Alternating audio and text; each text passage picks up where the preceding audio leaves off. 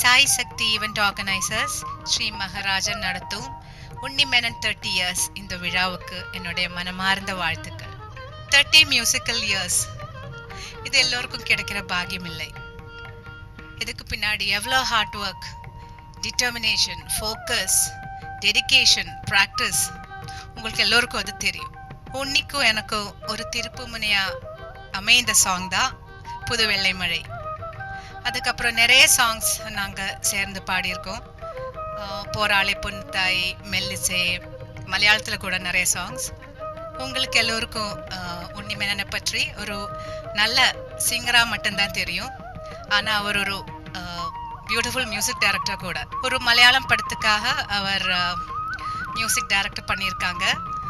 அது ஸ்திதி என்ற படம்.